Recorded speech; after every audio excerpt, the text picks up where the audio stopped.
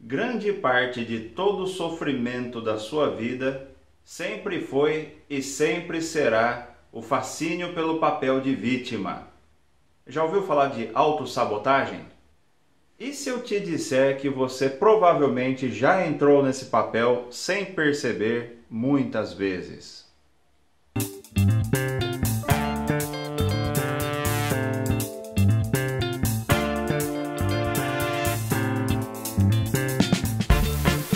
Olá, meus queridos amigos, eu sou o Acácio e esse é mais um programa para falarmos sobre paz. No programa de hoje eu vou falar sobre o quanto que gostamos de ser vítimas. Na minha vida pessoal, por um longo tempo, talvez uns 25 anos, esse movimento de vitimismo era somente inconsciente. Então, desde a infância eu já me senti uma vítima. E eu tentava culpar os meus pais pela minha liberdade, tentava culpar as meninas da escola pela falta de amor que eu sentia por mim mesmo. E quando eu cresci e cheguei na puberdade, eu comecei a culpar a escola, todos os professores, a família ainda continuava sendo muito culpada. E eu costumava dizer assim, nossa, ninguém me entende, é tudo culpa da sociedade e as coisas só dão errado pra mim. E eu fui cultivando isso ao longo da minha juventude. Até que um dia eu cheguei a ter síndrome do pânico, depressão e toque ao mesmo tempo, que foi um episódio realmente fantástico da minha vida. Acho que vocês já viram, já é um vídeo antigo aqui no meu canal. Mas imagine como que fica o sentimento de vitimização quando você entra numa fase de problemas mentais. Mas a partir desses grandes problemas que eu tive, eu finalmente tive a oportunidade de observar isso de uma maneira mais consciente. Após se tomar consciência de que você está no papel de vítima, você pode até ter um pouquinho de piora, porque agora vem a decepção de você ter entrado nessa armadilha. Mas é somente daí para melhor.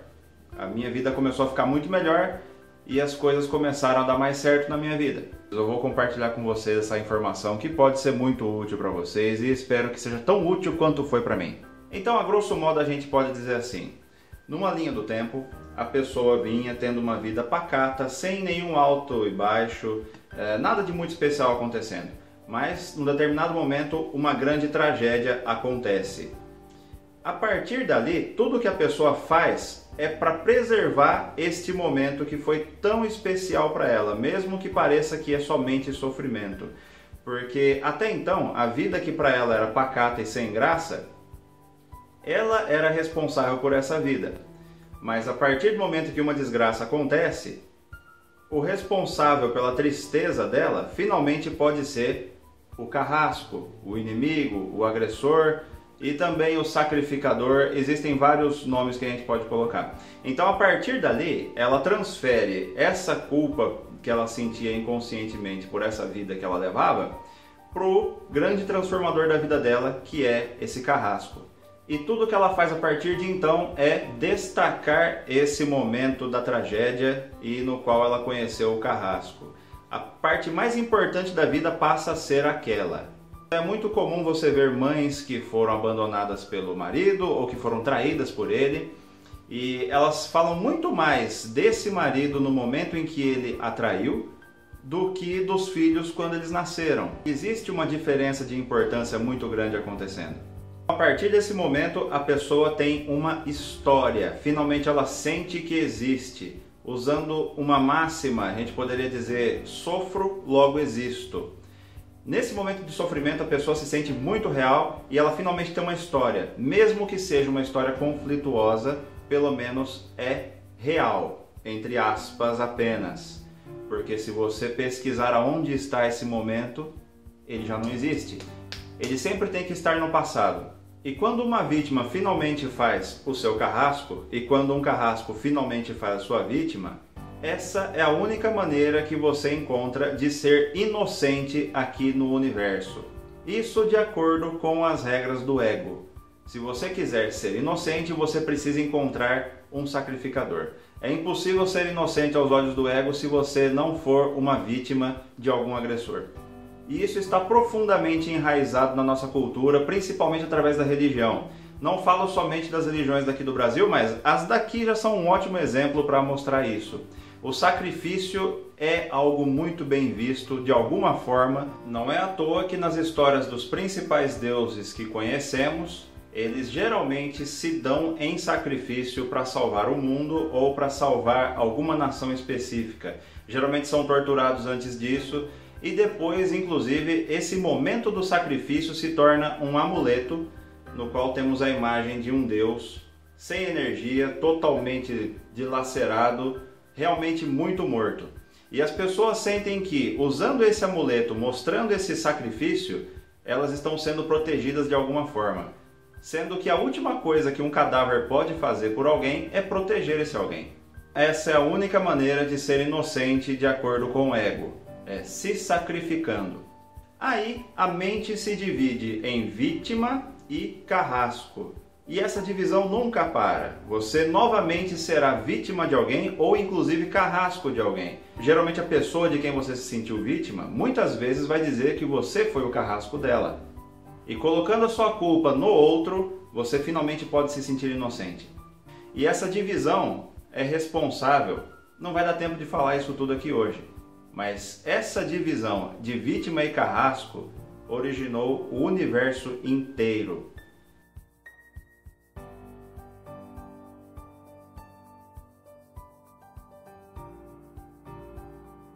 Outra fonte para tal sofrimento é o que chamamos de amor inconsciente.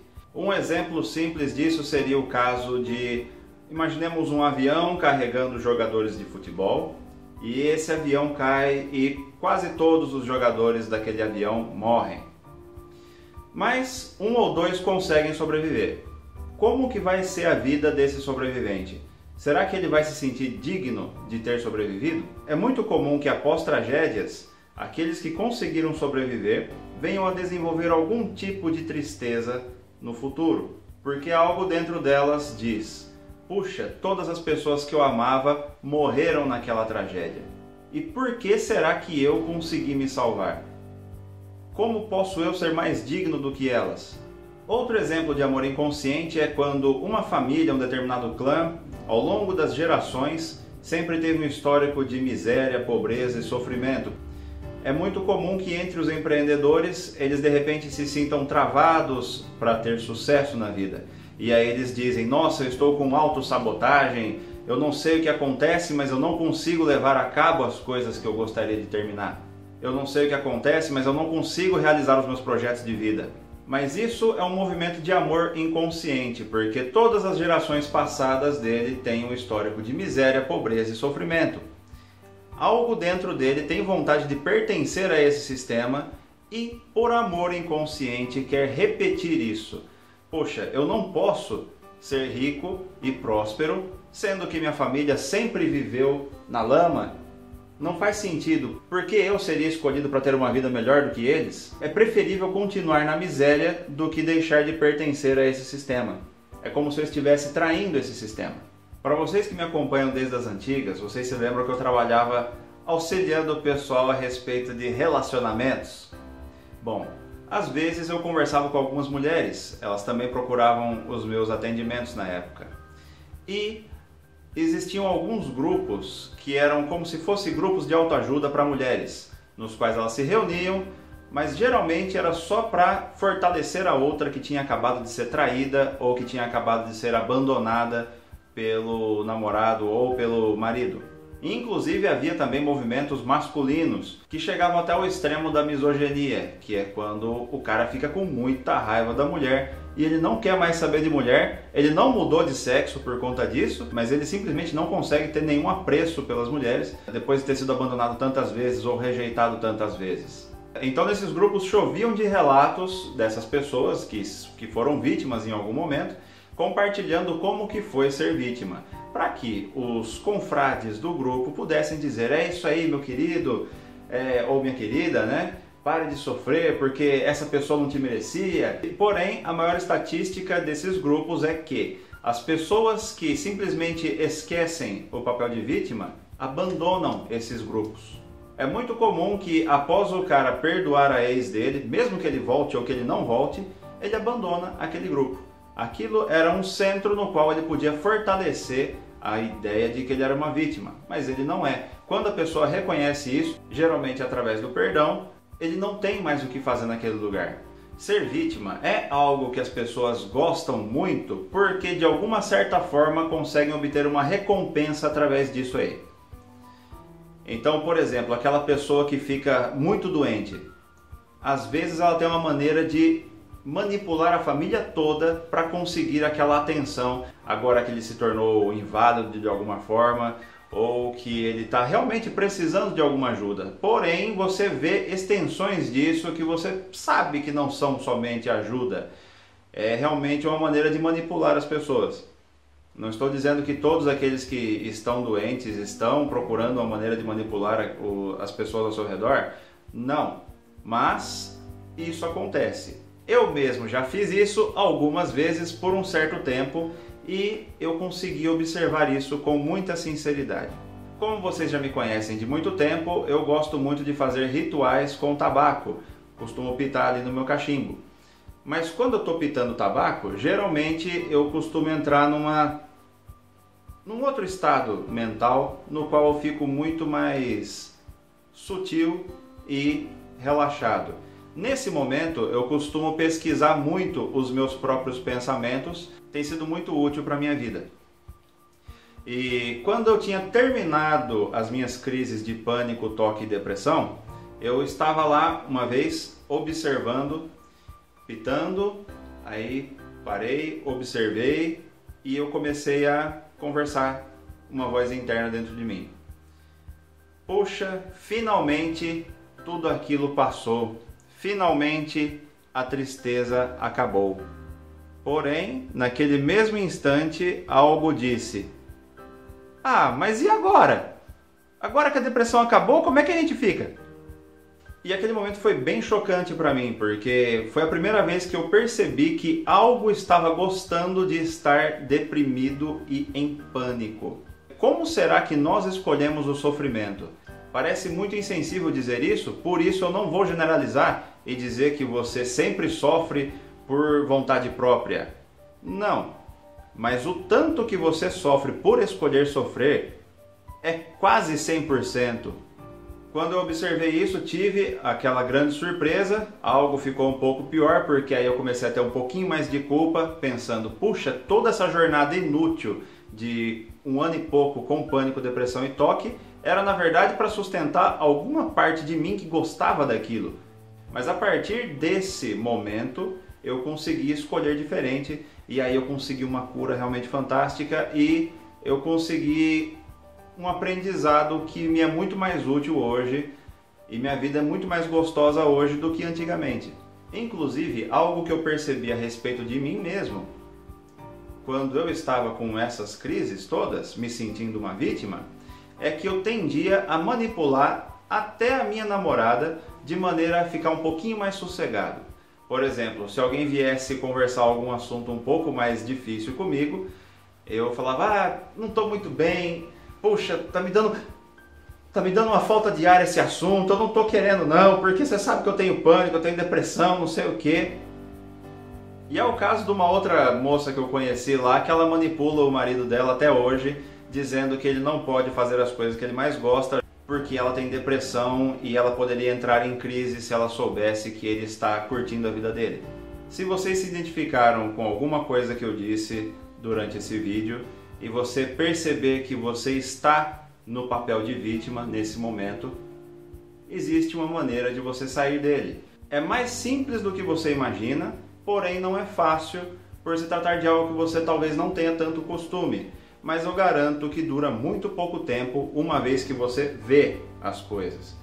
Como eu disse no vídeo anterior, aquilo que você não vê ainda tem poder contra você. Não estou falando sobre nada sobrenatural, hein? Estou falando apenas sobre as coisas que você não consegue olhar, as coisas que você não quer olhar, principalmente as que você não quer. Porém, aquilo que foi visto não pode ser desvisto.